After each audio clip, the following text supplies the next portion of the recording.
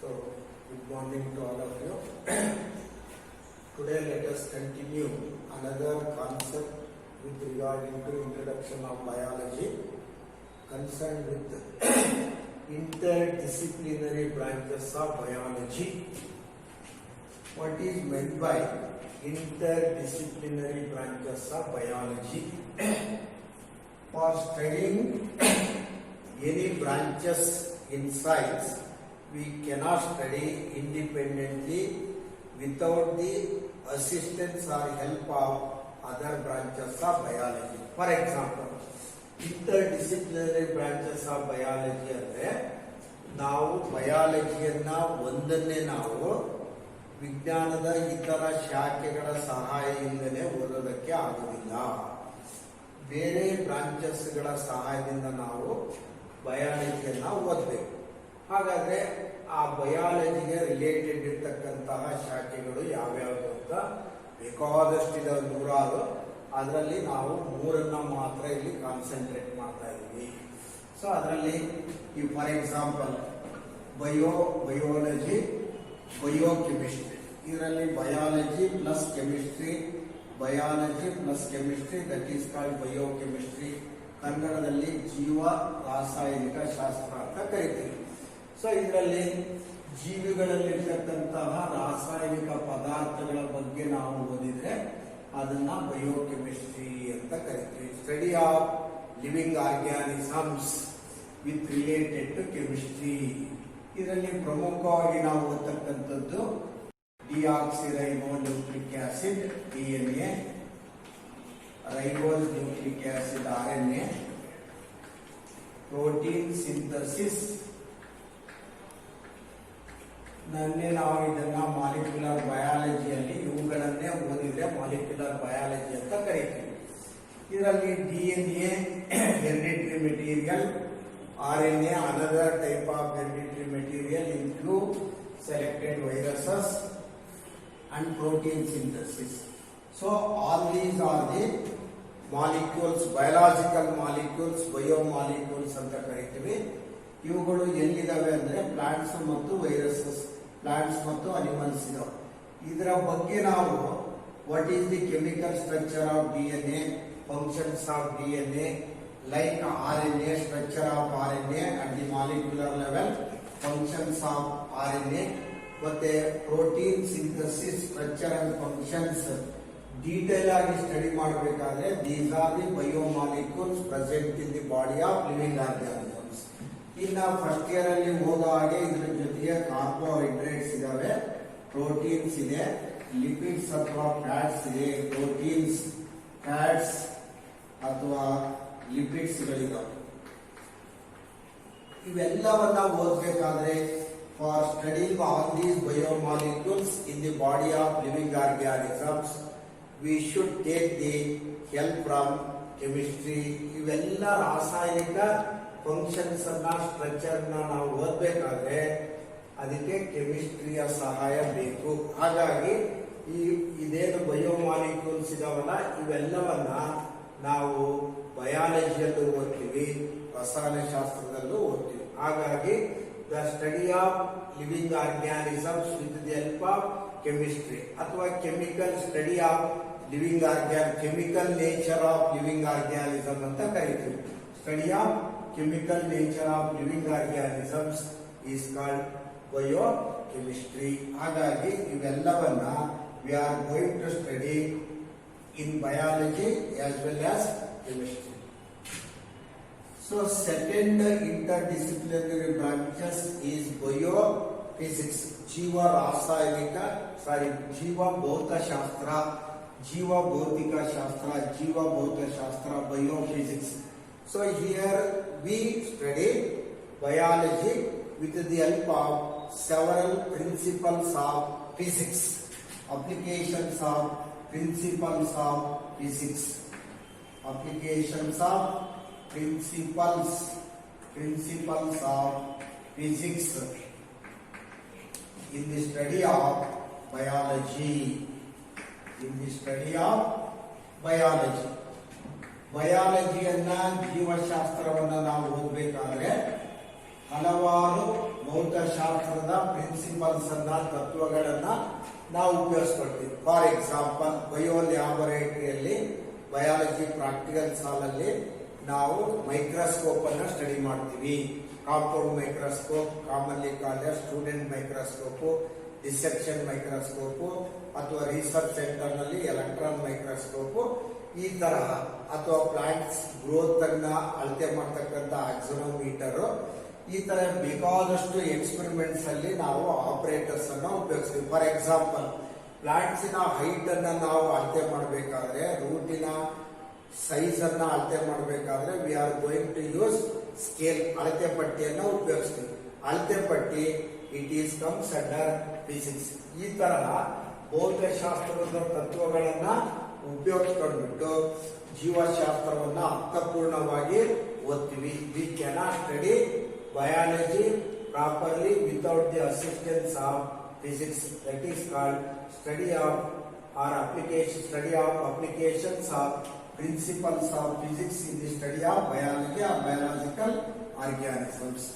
So last one is called psychology, ಮಾನಸಿಕ ಶಾಸ್ತ್ರ ಅಂತ ಕರೀತೀವಿ. ಇದರಲ್ಲಿ we are going to study mind concerned with the nervous system, brain and spinal cord, and then behavior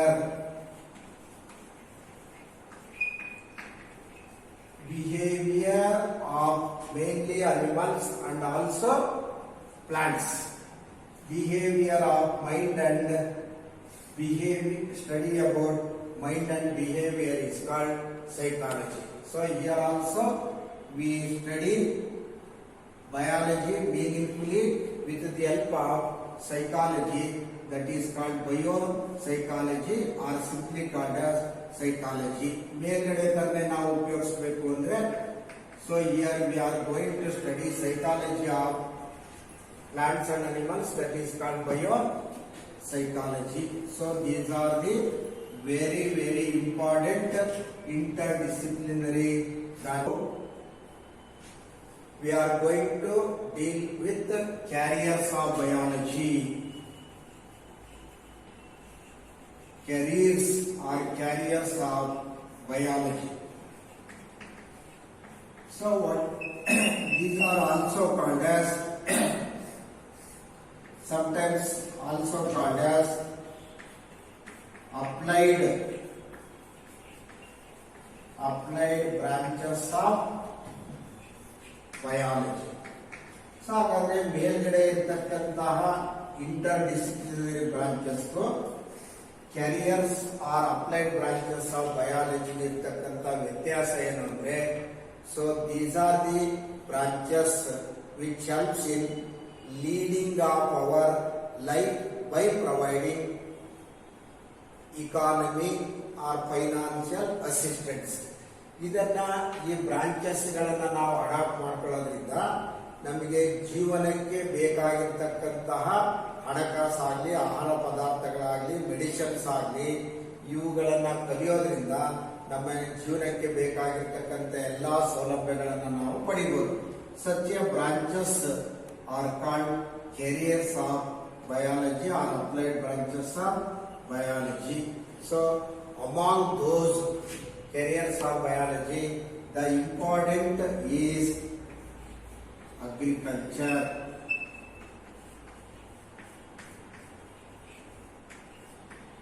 agriculture ನಮಗೆಲ್ಲ ಗೊತ್ತಿದೆ.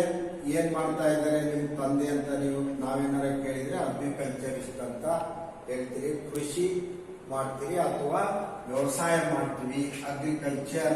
ಹಾಗಾದ್ರೆ ಕೃಷಿ ಅಥವಾ ವ್ಯವಸಾಯ ಅಂದ್ರೇನು?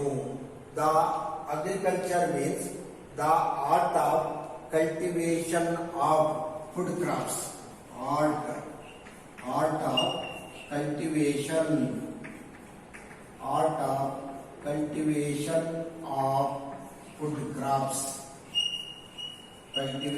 of food crops. ಸೊ ಆಹಾರವನ್ನ ನಾವು ಬದುಕೋದಕ್ಕೆ ತಿಂತಕ್ಕಂತ ಉಪಯೋಗಿಸ್ತಕ್ಕಂತಹ ಆಹಾರ ಪದಾರ್ಥಗಳನ್ನ ಆರ್ಟ್ ಅಂದ್ರೆ ಕಲೆ, ಕಲ್ಟಿವೇಶನ್ ಅಂದ್ರೆ ಬೆಳೆಸ್ತಕ್ಕಂಥದ್ದು. So the art of the technique of cultivation of food crops is called agriculture. Second careers of biology is agronomy.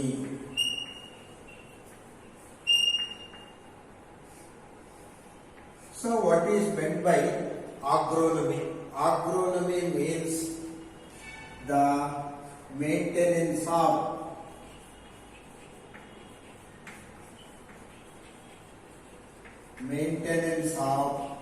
soil fertility,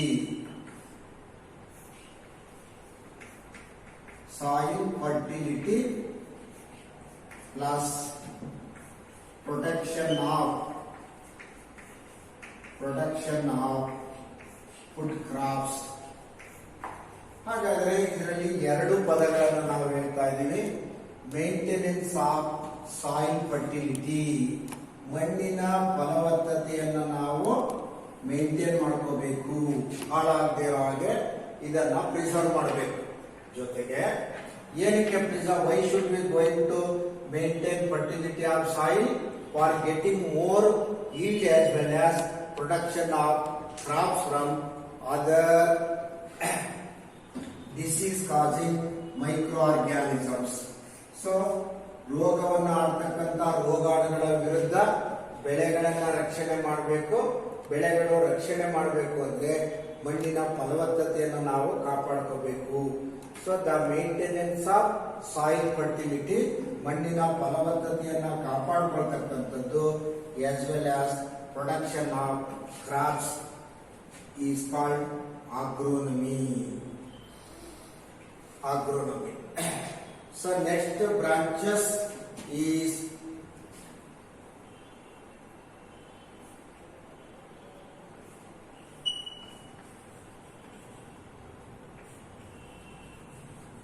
pathology. It deals with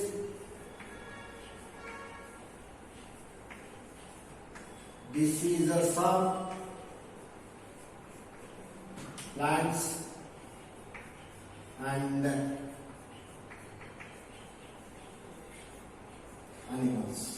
So pathology is one of the applied branches of biology. ಇದರಲ್ಲಿ ಸಸ್ಯಗಳ ಪ್ರಾಣಿಗಳ ಕಾಯಿಲೆಯ ಬಗ್ಗೆ ನಾವು ಇದರಲ್ಲಿ ಓದ್ತಾ ಇದ್ದೀವಿ. That is called pathology. So one more carrier is, see the spelling, pisciculture, pisciculture, or fisheries, fisheries, pisciculture or fisheries. Pisciculture or fisheries ಅಂದ್ರೆ the cultivation ಬೆಳೆಸ್ತಕ್ಕಂಥದ್ದು. cultivation, this is called rearing, ಸಾಕ್ತಕ್ಕಂಥದ್ದು.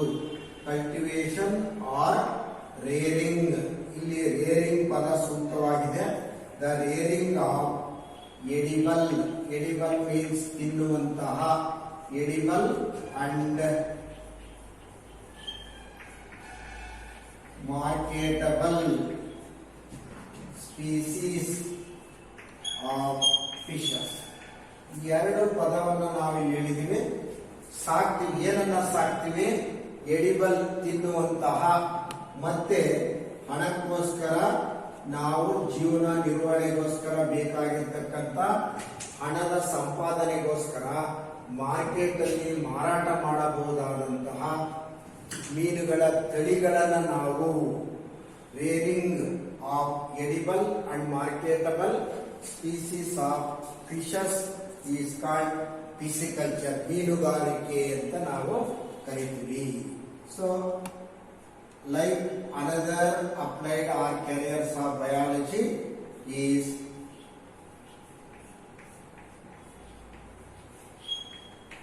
poultry. What is meant by poultry? Poultry means ಇಲ್ಲೂ ಕೂಡ rearing, ಏನನ್ನ rare ಮಾಡ್ತೀವಿ? ಸಾಕ್ತಿವಿ. Rearing of birds, ಬೇಕಾದಷ್ಟು birds ಗಳಿದಾವೆ ಇಲ್ಲಿ. Rearing of birds for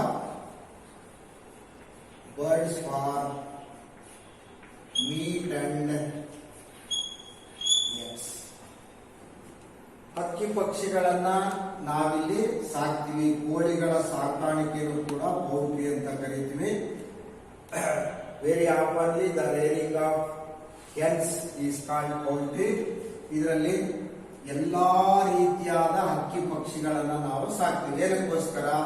for getting meat, ಮಾಂಸಕ್ಕೋಸ್ಕರ, ಮತ್ತು ಪೌಷ್ಟಿಕಾಂಶ ಇರ್ತಕ್ಕಂತಹ ಮೊಟ್ಟೆಗಳ ಉತ್ಪಾದನೆಗೋಸ್ಕರ ನಾವು ಬರ್ಡ್ಸ್ ಅನ್ನ ಸಾಕ್ತಿವಿ. The rearing of birds for meat and eggs is called poultry. ಇದರಲ್ಲಿ ಪೌಲ್ಟ್ರಿ ಅಂದ್ರೆ ಇವೆಲ್ಲ ಬರ್ತವೆ. ನಾವು ಕೋಳಿ ಸಾಕಾಣಿಕೆಗೋಸ್ಕರ ಅಂತ ನಾವು ಜಾಸ್ತಿಯಾಗಿ ಪೌಲ್ಟ್ರಿ ಅಂದ್ರೆ ರೇರಿಂಗ್ ಆಫ್ ಹೆನ್ಸ್ ಅಂತ ಕರಿತೀವಿ.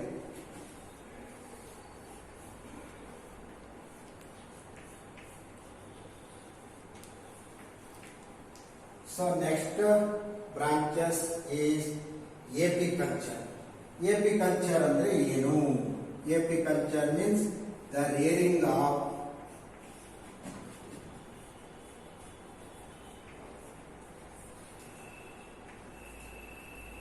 honey bees, ಜೇನು ನೊಣಗಳನ್ನು ನಾವು ಸಾಕ್ತಿವಿ. ಏನಕ್ಕೋಸ್ಕರ ಸಾಕ್ತಿವಿ?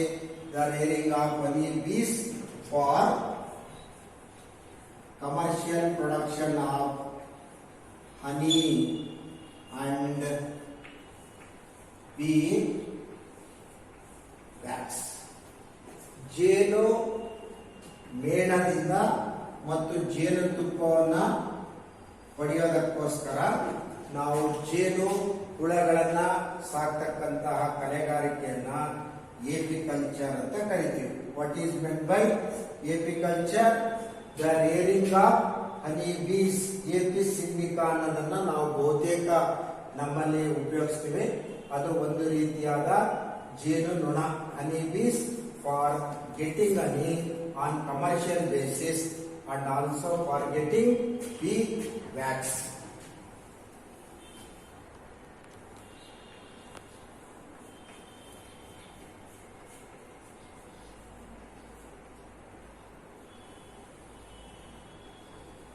So next branch is sericulture. What is meant by sericulture? The rearing of ಬೆಳೆಸ್ತೀವಿ, ಸಾಕ್ತಿವಿ. ಏನನ್ನ ಸಾಕ್ತಿವಿ?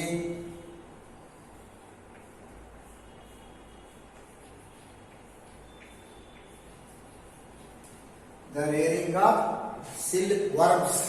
ರೇಷ್ಮೆ ಹುಳಗಳನ್ನ ನಾವು ಸಾಕ್ತಿವಿ. ಏನಕ್ಕೋಸ್ಕರ ಸಾಕ್ತಿವಿ? ಫಾರ್ ಗೆಟಿಂಗ್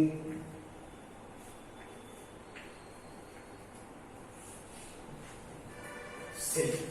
ಸೊ ರೇಷ್ಮೆಯನ್ನ ಪಡೆಯೋದಕ್ಕೋಸ್ಕರ ರೇಷ್ಮೆ ಹುಳಗಳನ್ನ ನಾವು ಸಾಕಿದ್ರೆ, ಬೆಳೆಸಿದ್ರೆ, that is called sericulture. So ನೋಡಿ, agriculture, agronomy, art of cultivation of food crops, agronomy, maintenance of soil fertility plus protection of crops, pathology, diseases of plants and animals, pisciculture or fisheries, cultivation or rearing of edible and marketable species of fishes. ಮತ್ತು ಇದರಲ್ಲಿ ಮತ್ತೆ marine water fishes, fresh water fishes ಎಲ್ಲ ಬರುತ್ತೆ. ಮುಂದಿನ ತರಗತಿಗಳಲ್ಲಿ ಓದ್ತೀರಿ. Poultry, rearing of birds for meat and eggs. Apiculture, rearing of honey bees for honey and bee wax. And then sericulture, that is called silkworms, rearing of silkworm for silk.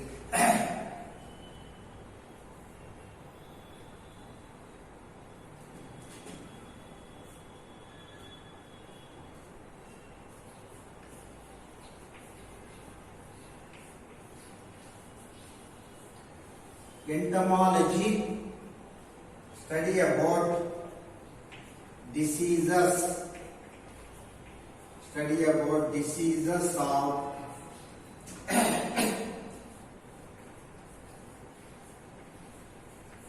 insects. Useful, study about useful and harmful effects of insects. ಕೀಟಗಳನ್ನ ಪ್ರಧಾನವಾಗಿ ವ್ಯವಸಾಯದ ಬೆಳೆಗಳಿಗೆ ರೋಗವನ್ನಾಡ್ತಕ್ಕಂತಹ ಅಥವಾ pollination ಅಂತಹ ಉಪಯುಕ್ತ ಪ್ರಕ್ರಿಯೆಯಲ್ಲಿ ಭಾಗವಹಿಸತಕ್ಕಂತಹ ಕೀಟಗಳ ಬಗ್ಗೆ ನಾವು ಸ್ಟಡಿ ಮಾಡತಕ್ಕಂತ ಒಂದು ಕ್ಯಾರಿಯರ್ ಇದೆ, that is called entomology. So 8 and move on to next one. 9th one is microbiology. So it is the study of harmful plus useful effects of microorganisms. ಇದರಲ್ಲಿ interest together microorganisms ಗಳು, some of the microorganisms may cause us diseases or act as agents for causing diseases for plants and animals. ಇನ್ನ ನಾವು ಮನೆಯಲ್ಲಿ ಉಪಯೋಗಿಸ್ತಕ್ಕಂತಹ ಇಲ್ಲಿ ದೋಸೆ ಆಗಿರ್ಬೋದು, ಇಡ್ಲಿ ಆಗಿರ್ಬೋದು, ಪಡ್ಡ ಆಗಿರ್ಬೋದು, ಅಥವಾ ಆಲ್ಕೋಹಾಲಿಕ್ ಡ್ರಿಂಕ್ಸ್ ಆಗಿರ್ಬೋದು, ಬೇಕರಿ ಐಟಮ್ಸ್, ಇವೆಲ್ಲನ ತಯಾರು ಮಾಡತಕ್ಕಂತಹ ಪ್ರಕ್ರಿಯೆಯಲ್ಲಿ ಭಾಗವಹಿಸತಕ್ಕಂತ ಸೂಕ್ಷ್ಮಾಣು ಜೀವಿಗಳ, ಸೊ ಇಲ್ಲಿ ಅವುಗಳ ಹಾರ್ಮ್ಫುಲ್ ಎಫೆಕ್ಟ್ಸ್ ಅನ್ನ ಮತ್ತು ಯೂಸ್ಫುಲ್ ಎಫೆಕ್ಟ್ಸ್ ಅನ್ನ ಟೋಟಲ್ ಆಗಿ ಸ್ಟಡಿ ಮಾಡತಕ್ಕಂತ branch, that is called microbiology.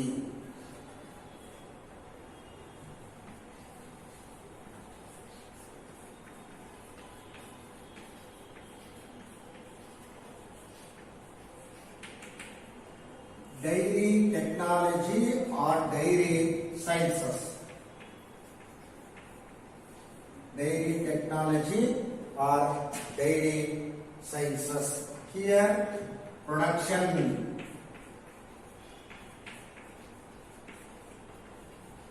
and distribution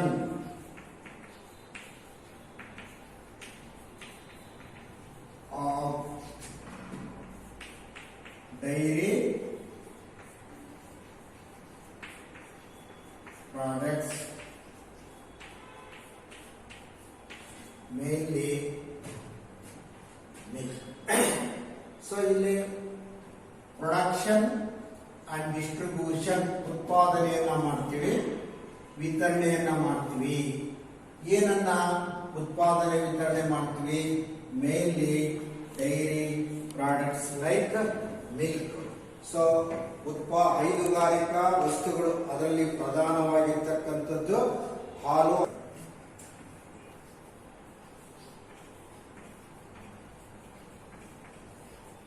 so what is meant by veterinary sciences? ಈಗ ನೀವು ಸೆಕೆಂಡ್ PUC ಹೋದ್ಮೇಲೆ ಇದು ಒಂದು ಬಹಳ ಸ್ಕೋಪ್ ಇರ್ತಕ್ಕಂತ ಒಂದು branch, bachelor of veterinary science ಅಂತ. So veterinary science one of the important applied branches of biology. Veterinary science ಅಂದ್ರೇನು? The study of anatomy. Anatomy ಅಂದ್ರೆ ನಾವು ಈಗಾಗಲೇ ಹೇಳಿದೀವಿ, internal structure of plants and animals. And physiology ಈಗಾಗಲೇ ಹೇಳಿದೀವಿ, physiology means study of functions of different organs. The study of anatomy and physiology of domesticated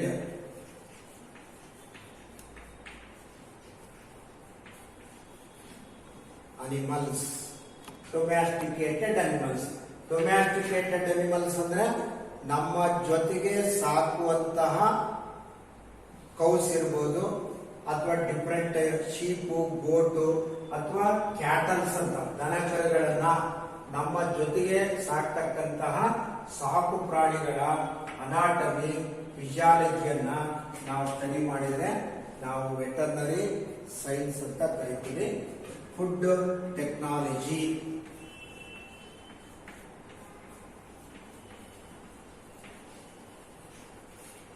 food technology means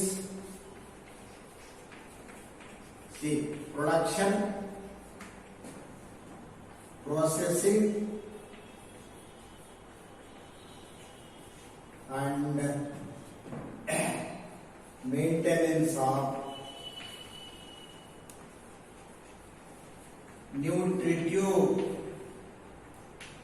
nutritive